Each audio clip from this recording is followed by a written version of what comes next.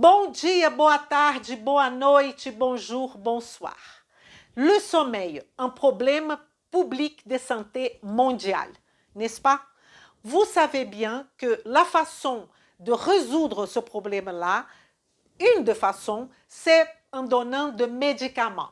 Des médicaments, par exemple, basés sur la molécule qui s'appelle benzo, n'est-ce pas? Et en utilisant ces benzos, on va effectivement induire le sommeil, mais ce sommeil-là, c'est faux, parce qu'il n'y a pas une qualité de sommeil. Le sommeil induit par la benzo, il va diminuer la production de acétylcholine, qui est parmi d'autres, le neurotransmetteur plus important pour notre mémoire.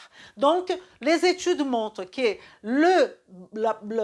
l'excès de benzo peut produire des problèmes de mémoire, sinon même, on va dire, de démence. Alors, qu'est-ce que c'est notre proposition d'aujourd'hui?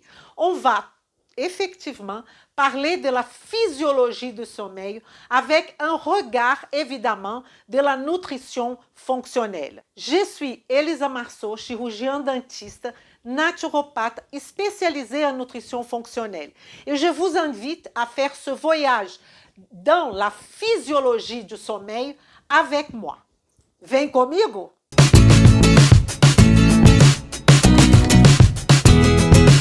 Vem comigo! Pour ce voyage-là, je vous propose déjà un rappel de notre roue de la transformation. Si vous ne connaissez pas la roue de la transformation, vous pouvez regarder ici. Alors, ici, je fais une partie de la roue où on va voir cette personne-là qui est le professionnel de santé.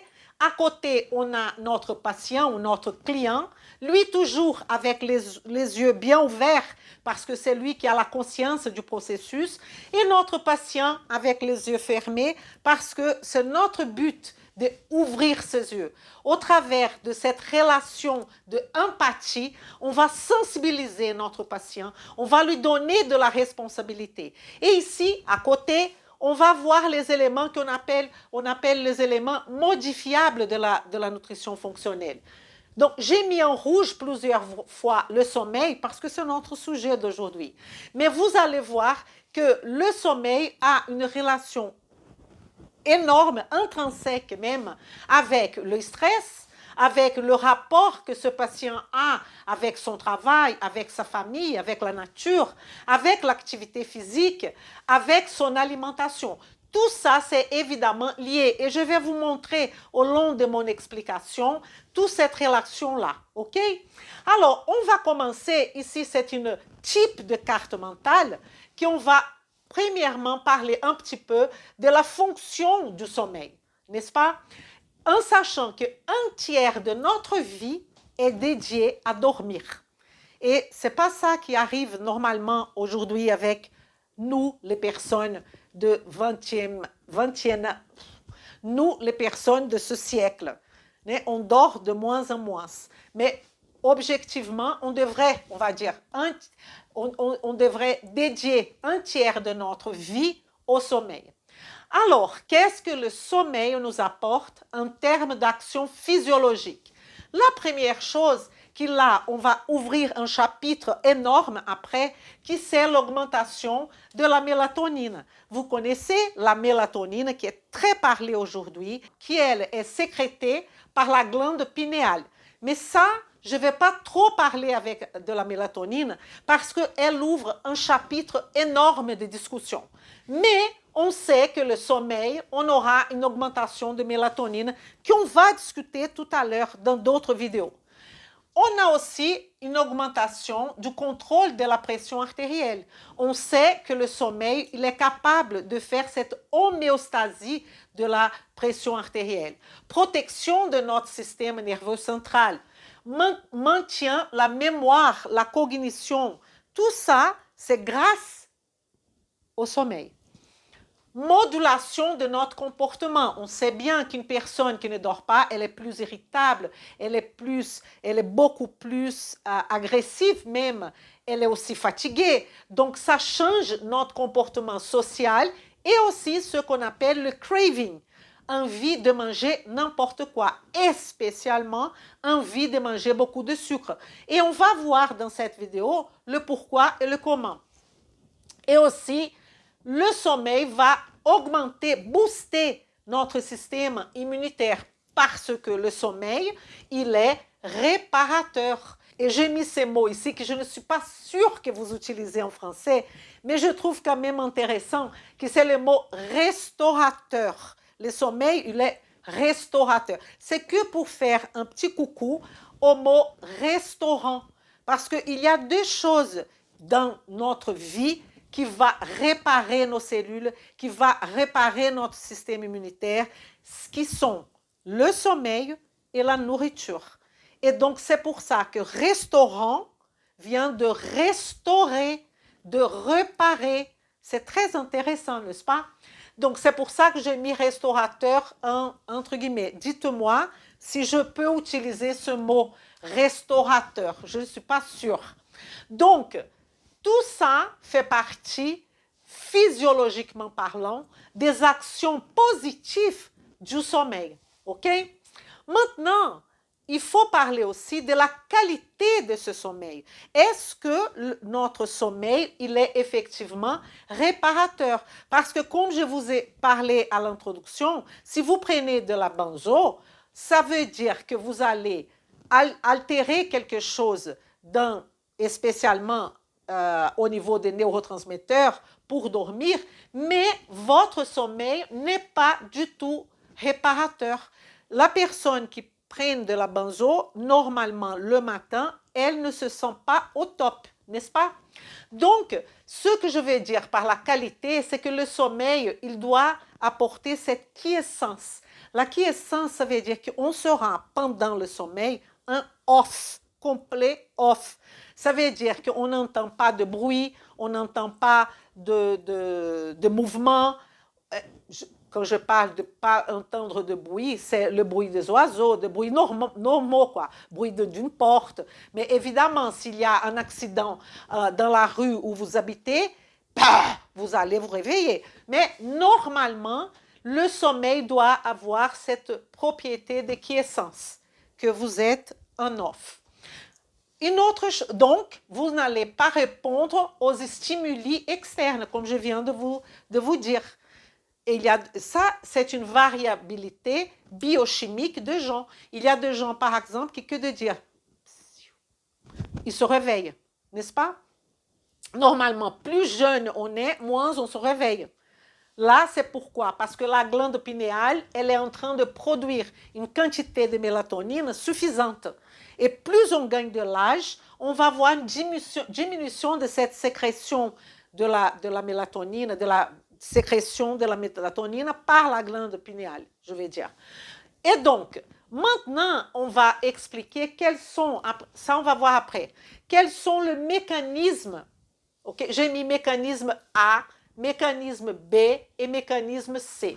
Là, vous avez bien compris notre relation de cet sommeil avec mon tableau de carte mentale. Donc, le mécanisme A, didactiquement parlant, on va diviser en 3 phases. Première phase, induction. Deuxième phase, maintenance du sommeil. Et la troisième phase, c'est le réveil. Ce sont les 3 phases. Dans l'induction, qu'est-ce qu'on aura? On aura la diminution des catécholamines. Les catéchols avec amine. Qui sont les catécholamines? La dopamine, l'adrénaline, la noradrénaline. Donc, pour la phase d'induction du sommeil, on a besoin d'une diminution des catécholamines. Donc, il y a, et là on parle d'individualité biochimique, de personnes qui sont plus ou moins sensibles à cette diminution de catécholamines. Je vous donne un exemple.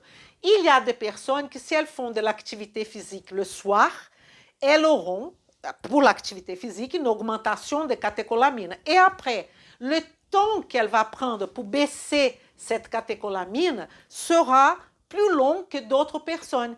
Et donc, on va déconseiller à cette personne de faire l'activité physique le soir. OK? Il y a aussi des gens que vont faire des emails de travail sur Internet le soir. Ils vont avoir de nouvelles à propos du lendemain de leur travail. Par exemple, le chef qui a envoyé un email catastrophique, qu'est-ce qu'il va faire? Augmentation de catécholamine, difficulté de dormir, anxiété. Il y a aussi les gens qui font le cerveau, font une récapitulation.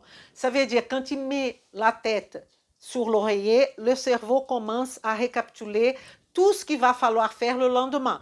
Conseil, vous pouvez, on va parler après de hygiène de sommeil, mais déjà, vous pouvez dire à votre patient de noter tout ce qui est dans sa tête pour faire le lendemain à côté et laisser à côté. Écrire vraiment, comme ça va libérer le cerveau et la personne va pouvoir dormir. Pour ce catécholamine-là, baisser les catécholamines, c'est alors très important. Et là, je voudrais faire une parenthèse. Je voudrais parler aux naturopathes, je voudrais parler aux dentistes, je voudrais parler aux médecins généralistes et à tous qui ont une relation avec le sommeil. Et c'est vrai que si on utilise le L-magnésium thréonate, la B6, sous la forme de pyridoxal 5-phosphate, si on utilise valériane, génial. Si on utilise passiflore, plus que génial. Et tout ça ne va pas donner de la dépendance. Mais là, je vais faire un questionnement critique. Est-ce que vous êtes un professionnel de santé recette? Ça veut dire que vous avez appris que la valériane, la passiflore, le magnésium, thréonate, la B6, c'est bien pour le sommeil. Donc, votre patient, il arrive et il a un problème de sommeil. Qu'est-ce que vous faites? Vous, tout de suite, vous lui donnez ça. Et c'est là que la nutrition fonctionnelle va faire la différence. Parce que parfois, ou beaucoup de fois, en train de donner à votre patient ça, ça ne va pas régler le problème. Du tout. Pourquoi? Parce qu'on a des phases du sommeil. Et donc, ce L-magnésium thréonate, cette B6, valériane, etc., elles sont bien pour la phase d'induction. Et si et seulement si ce patient a déjà travaillé tout ce que je viens de vous montrer ici. Par exemple, j'ai un patient hyper stressé, donc un patient hyper anxieux. Donc, ça veut dire que lui, l'anxieux, il veut la perfection, il veut être tout bien, il n'a même pas, je parle de l'anxieux par exemple, il ne même laisse le temps de l'eau. Par exemple, quand il prend un verre d'eau et il va remplir ce verre, il est impatient. Il n'a pas la patience d'attendre que l'eau rentre dans le verre, n'est-ce pas? Donc, cette personne-là, c'est pas tout simplement en train de lui donner de la valériane ou de la passiflore qui va régler le problème. On a des éléments. Quels sont les antécédents de ce patient? Quels sont les déclencheurs? À partir de quand il a commencé à perdre son sommeil? Quel est l'âge de ce patient? Parce que si ce patient est en insomnie et il a 18 ans, 19 ans, alors là, c'est bizarre quand même. En revanche, si ce patient est plus âgé, il va falloir chercher la cause. Et c'est ça la beauté de la nutrition fonctionnelle. Et donc, on va regarder tous ces éléments, son alimentation. Est-ce qu'elle est alignée à une personne qui n'a pas de sommeil? Est-ce que cette personne, elle a beaucoup de lumière chez elle le soir? À quelle heure elle va dormir? Parce que la mélatonine, elle a un pic. Si elle va après 10 heures, c'est déjà une faute. Et donc, tout ça, il faut vraiment étudier et regarder avant de donner le magnésium, la B6, la valériane. Pourquoi? Parce que sinon, ce sera une frustration pour vous et pour votre patient. Alors, même pas imaginer de donner la fameuse benzo. Parce que la benzo, est-ce que vous, médecins, est-ce que vous avez déjà regardé tout ce facteur? Parce que parfois, on n'a pas besoin de benzo. On a tout simplement besoin de réadapter le mode de vie du patient pour qu'il puisse mieux dormir. Et donc, je voudrais parler aussi par exemple, à la question du bruxisme. Je reviens à mon collègue chirurgien dentiste, que le patient qui a du bruxisme, normalement, et je dis bien sans aucune critique méchante, qu'est-ce que fait le dentiste? Il met une plaque. Mais est-ce que vous, dentiste, vous avez posé des questions par rapport à ce bruxisme? Est-ce que vous avez un problème de sommeil au fond? N'est-ce pas? Votre patient est trop stressé. Est-ce qu'il ne faut pas lui envoyer à quelqu'un dans la vision fonctionnelle qui va travailler pourquoi il fait autant de bruxisme? Et donc, parce que tout ça est lié aux éléments qui sont complètement modifiables. Mais il va falloir convaincre ce patient. Et pour convaincre ce patient, il va falloir faire une liaison avec votre patient. Il va falloir établir une alliance thérapeutique où vous allez vraiment avoir une empathie par ce patient-là. Mettre vos pieds dans les chaussures de ce patient pour le convaincre que tout ça, ça vaut la peine et de ne pas prendre la fameuse benzo qui va l'amener finalement à une perte de mémoire, n'est-ce pas? Et d'autres choses.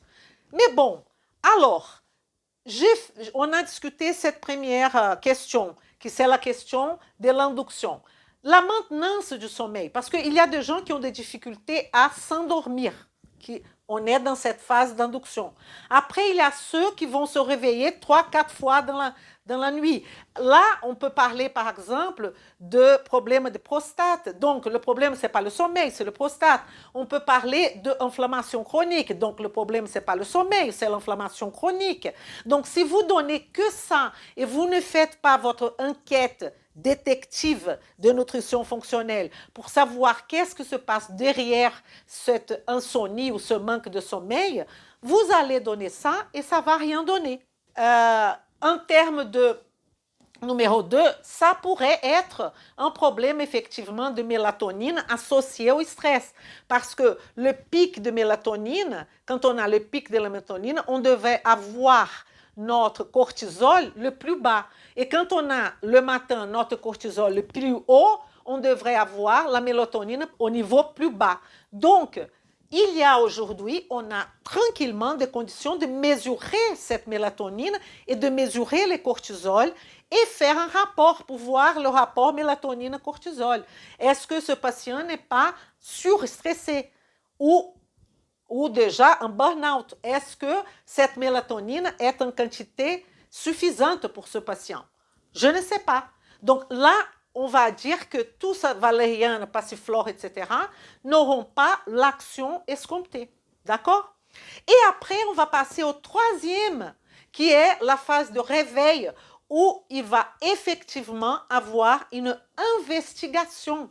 Parce que ça veut dire que le patient, il se réveille très tôt. Il se réveille à 3 heures du matin et il n'arrive plus à dormir. Ce patient-là, il va falloir une investigation au niveau de la cortisolémie. À quel niveau est son cortisol? Qu'est-ce qui se passe? Est-ce que c'est quelque chose de ponctuel ou pas? Et donc, tout ça sont des questions que la nutrition fonctionnelle va se poser, mais dans un ordre, avec un raisonnement clair et net. Sinon, on se perd là-dedans. Alors, en parlant maintenant de ce mécanisme d'induction, on va aller un peu plus profond. Ça veut dire pourquoi la personne, elle commence à avoir du sommeil. En fait, c'est ça. Donc, on va ici prendre déjà notre cerveau. Vous savez que le cerveau, c'est un grand consommateur d'ATP pendant toute la journée. Donc, cet ATP, il va au fur et à mesure, et quand on parle d'ATP, on va parler de qui? On va parler du glucose, ou on va parler d'un substrat qui est devenu pyruvate, glycolyse, pyruvate en présence d'oxygène, on va venir à notre cycle de Krebs. Cycle de Krebs, respiration cellulaire ou phosphorylation oxydative, production de grandes quantités d'ATP qui sera transformé en ADP. Donc là, on a un processus de désphosphorylation. On a besoin de ADP. Après, on a même AMP. Ce processus de ADP, ATP, ADP, AMP est fait par notre cerveau. Et donc, on aura une accumulation au niveau des fentes synaptiques de qui? D'adénosine. Et là, on vient à une autre individualité biochimique. Si on a beaucoup d'adénosine ici, au niveau des fentes synaptiques, il y a le récepteur d'adénosine qui va voir la présence d'adénosine et qui va dire à notre cerveau, opa, trop d'adénosine, vous avez dépensé beaucoup d'ATP, vous êtes normalement fatigué, moment de réparation. Moment de réparation, moment de dormir. Donc, vous allez dormir. Mais, ici, il y a par individualité biochimique un compétiteur de cette adénosine qui c'est la caféine et même la théine, qui va avoir une compétition avec le récepteur d'adénosine et qui va laisser la personne réveillée. Est-ce que, donc je répète, on a une augmentation des quantités d'adénosine parce que le cerveau a utilisé beaucoup d'ATP. On est d'accord? Adénosine triphosphate, adénosine diphosphate, adénosine monophosphate. On va voir après que d'adénosine. On a ici dans la fente synaptique de récepteurs d'adénosine. Le cerveau, une fois qu'il va recevoir cette quantité d'adénosine, le cerveau sait déjà que c'est un moment de réparation, moment de sommeil. Comme c'est un moment de sommeil, il va baisser l'action de l'acétylcholine, qui c'est effectivement ce que la benzo que vous connaissez fait, diminuer l'action cholinergique, augmenter les canaux de chlorure, qui va augmenter le GABA, qui est un neurotransmetteur que vous connaissez bien, et qui a comme brique la taurine. Donc, il y a dans le marché de gens qui vendent de la taurine avec cette intention de sommeil. Mais, tout, ok, le problème, il y a même qui donnent même de GABA. Les études montrent que le GABA ne devrait pas avoir une action, le GABA oralement, une action vis-à-vis du sommeil. Mais on sait par expérience que quand on donne le GABA aux gens, il y a quelques-uns qui répondent avec un sommeil positif. Il y en a ça. Donc, je reviens ici. La question du café, c'est que la caféine, la théine, va avoir une compétition avec ce récepteur d'adénosine. Donc, la personne ne va pas dormir. Est-ce que ça, c'est pour tout le monde? Non. Il y a, comme dit la nutrition fonctionnelle, c'est pour ça que je suis passionnée par la nutrition fonctionnelle, l'individualité biochimique de chacun. Qu'il y a des gens qui n'ont pas ce problème. Ils peuvent boire du café et qu'il n'y aura pas cette compétition. OK? Donc, le processus du sommeil, il est là, normal, sans caféine. On a excès d'adénosine, récepteur d'adénosine, moment de réparation, qui est le responsable pour la réparation du corps? Le sommeil. Et donc, diminution d'action cholinergique, augmentation de canaux, vous savez bien que le GABA, il a besoin de canaux de chlorure, de chlore, qui vont s'ouvrir, qui va faire que le GABA augmente. Taurine, c'est que pour vous dire la brique pour fabriquer ce GABA. On aura la diminution de hypocrétine ou orexine, c'est le même type de substance. C'est pour ça qu'on dit anorexie. Anorexie, c'est sans orexine. Orexine provoque quoi? Excitation, vigilance et augmentation de l'appétit. Une personne qui est ano, ça veut dire sans orexine. Donc, c'est pour ça qu'elle n'a pas d'appétit. OK? Mais le processus du GABA, le GABA, il baisse les orexines et il augmente les mélatonines. Mais il va augmenter cette mélatonine dans certaines conditions, qui fait partie de la hygiène du sommeil, qui c'est baisser la lumière. On va voir la mélatonine après, avec beaucoup de propriétés. Mais pour l'instant, c'est de baisser la lumière, parce que sinon, il n'y a pas de production de mélatonine. OK? C'est aussi d'être dans une température agréable, 21 degrés. C'est aussi d'avoir, pour se préparer pour dormir, une lumière soit rouge, jaune. Rouge, c'est génial. C'est de baisser vraiment, de se calmer, de ne pas regarder la télé, des choses qui vont vous exciter, qui vont vous préoccuper. Il faut des trucs relax. Pour ceux qui ont des difficultés. Pour ceux qui n'ont pas de difficultés, OK? La seule chose, ça serait plutôt les lumières qui ne sont pas bonnes du tout, le portable, les ondes, n'est-ce pas?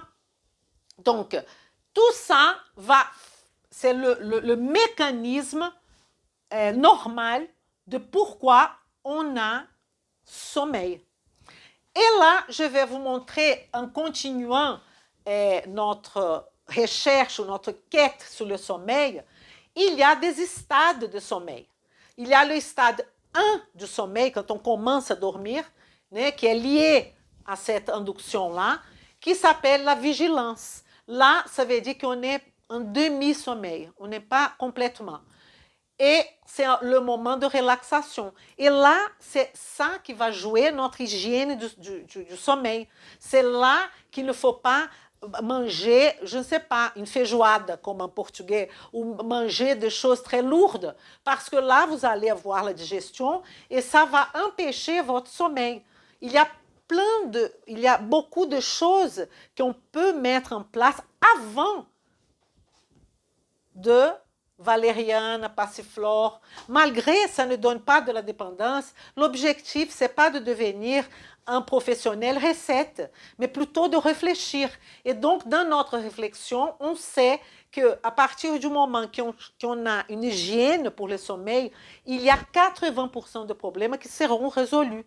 Bien sûr, il y en a d'autres, comme par exemple la question du cortisol, la question des baisses de production de mélatonine, qui sera peut-être compromise, tout à fait.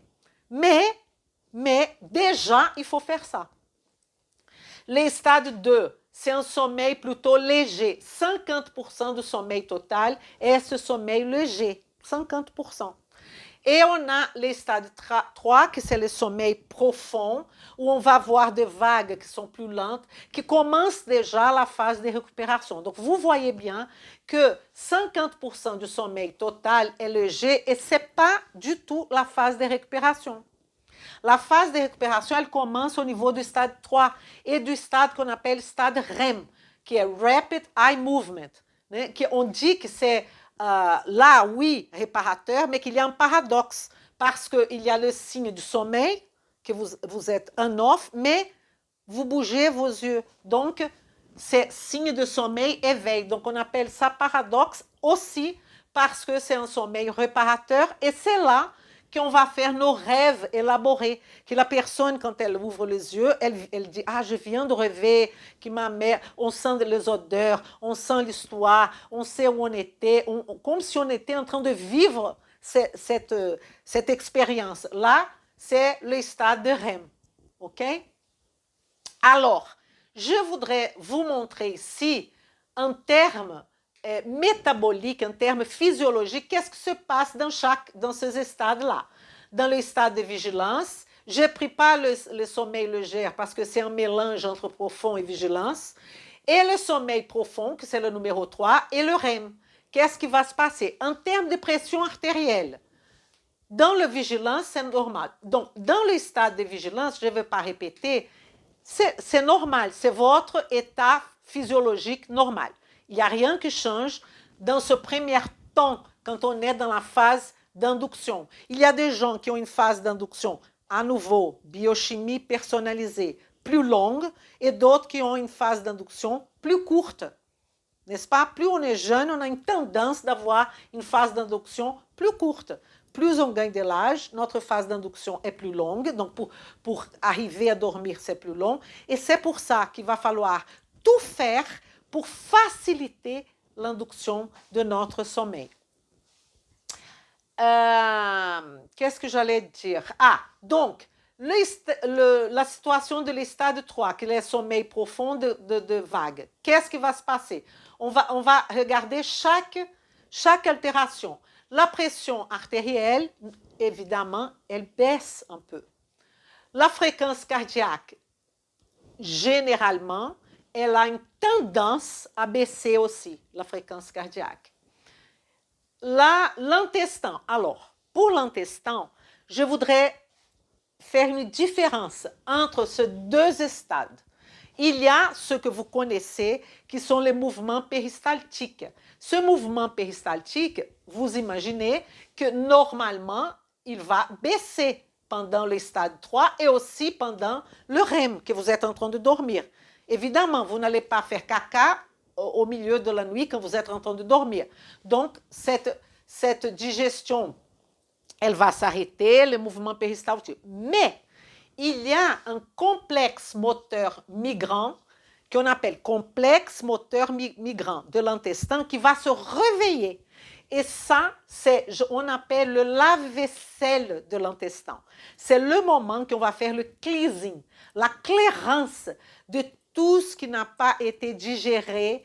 Et c'est ce problème-là, il est fait à chaque 90 minutes et c'est ce problème dans le complexe moteur migrant qui va nous amener à un problème qui s'appelle SIBO. SIBO, Small Intestine Bacterial Overgrowth, une superpopulation bactérienne au niveau de l'intestin grêle, que ce n'est pas du tout normal, une des causes principales, c'est un trouble au niveau du complexe moteur migrant, qui va aussi, donc il y a deux sujets qui sont liés à ce sujet-là, complexe moteur migrant, qui est le syndrome de l'intestin irritable et le SIBO, que je vous invite à mieux connaître ce complexe moteur migrant. Enfin, à partir du moment qu'on baisse le mouvement péristaltique, on augmente la capacité de ce complexe moteur migrant. Si la personne ne dort pas, elle n'a pas l'action de ce complexe moteur migrant. Donc, elle va avoir une dysbiose. Donc là, je suis en train de faire une relation de sommeil avec dysbiose. OK? Et je vais, dans le REM, c'est un peu l'inverse. Ça veut dire, on a une tendance à augmenter les mouvements péristaltiques. Il faut toujours respecter l'individualité biochimique du patient, qu'il y a des gens qui, quand ils se réveillent, vont directement aux toilettes et d'autres non. Et on va diminuer l'action du complexe moteur migrant parce qu'on va se réveiller, n'est-ce pas? Donc, j'espère que vous avez compris tout ce mécanisme d'action qui a une beauté, à mon avis, c'est très bien. Donc, qu'est-ce que j'allais vous dire? À partir du moment que je ne dors pas, j'aurai tout le contraire de ce qui a établi comme fonction du sommeil. Augmentation de l'irritabilité, diminution de réflexes. Imaginez les gens qui ont besoin de réflexes, comme par exemple ceux qui travaillent en train de conduire. Ils ont besoin du réflexe. Diminution de la cognition. Pourquoi? Parce que la cognition, elle est liée à une protéine qui est produite pendant le sommeil, qui est le BDNF, qui c'est un facteur neurotrophique dérivé du brain, dérivé du cerveau, qui va agir en améliorant notre cognition. Ça, c'est un autre chapitre. Mais il faut savoir que c'est pendant le sommeil qu'on va produire le BDNF, OK? Notre système immunitaire, il va diminuer. Et qui va être sacrifié sont les immunoglobulines du type A, celles qui guettent, qui sont là bien devant. Elles qui seront diminuées parce qu'on n'a pas dormi. La pression artérielle, comme je vous ai dit, contrôle de la PA, elle va augmenter. On va augmenter la résistance à l'insuline, difficulté de perte de poids. On va augmenter tout ce qui est dyslipidémie. Donc, vous voyez que pas dormir, ce n'est pas du tout intéressant. Il faut absolument dormir.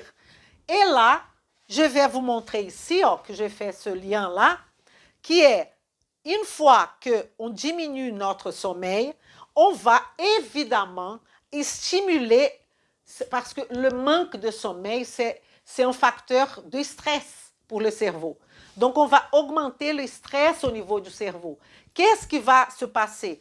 On aura une augmentation au niveau de l'hypophyse de production de ACTH, hormone qui stimule le cortex.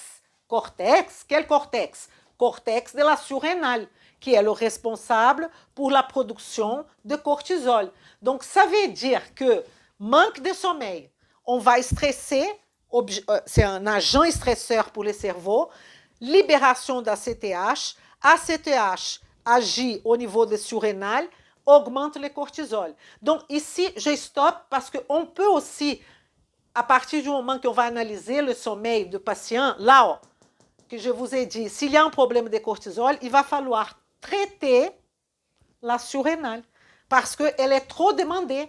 Donc, on a ici une augmentation de cortisol. Cette augmentation de cortisol cause quoi? Plus d'excitation, plus de stress, augmentation de la sérotonine, un neurotransmetteur que vous connaissez, très important, qui a comme brique les tryptophane.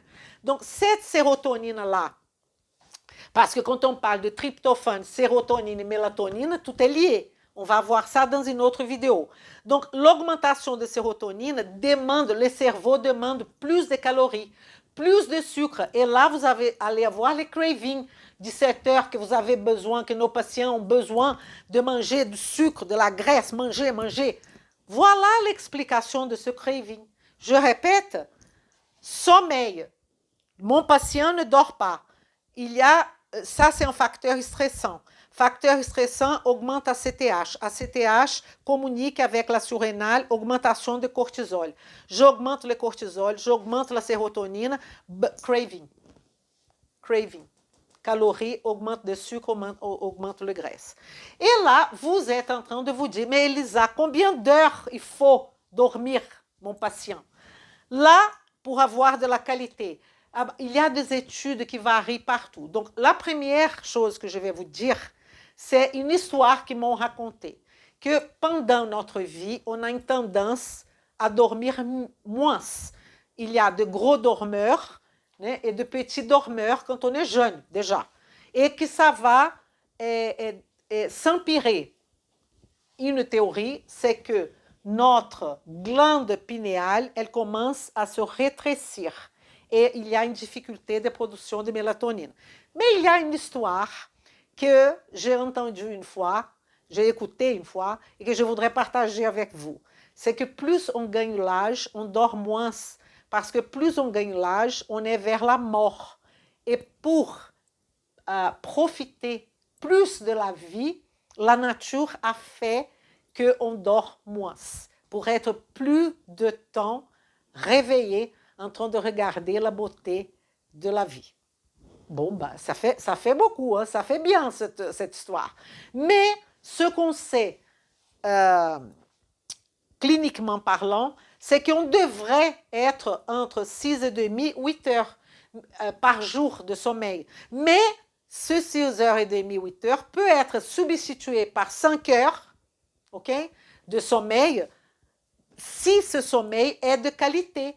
Okay? Si vous ne réveillez pas chaque 5 minutes, si quand le patient le matin, le patient le matin est dans une bonne condition, il est prêt à partir déjà le matin, il faut quand même, parce qu'en France, je ne sais pas où vous êtes, mais en France par exemple, les gens ont l'habitude de ne pas ouvrir les fenêtres le matin. Si vous n'ouvrez pas, vous n'aurez pas la lumière qui rentre, donc il faut couper la production de mélatonine. Là, c'est le contraire. Okay? Donc, il faut ouvrir, il faut voir le soleil. La première chose qu'il faut faire pour couper la production de mélatonine et augmenter la production de cortisol. Donc, tout dépend où vous êtes, qui vous êtes et votre... Mais une chose, c'est sûr, le soir, on a besoin de se poser. Le matin, on a besoin de se réveiller. Et pour les gens, ils vont avoir des problèmes de mélatonine, sont les gens qui travaillent quelques jours le soir, quelques jours le matin. Ça, c'est compliqué pour eux, mais il y a toujours une solution qu'on peut penser, là, la mélatonine va aider beaucoup parce qu'on va forcer que le cerveau pense que c'est le moment de dormir, malgré c'est le matin. OK?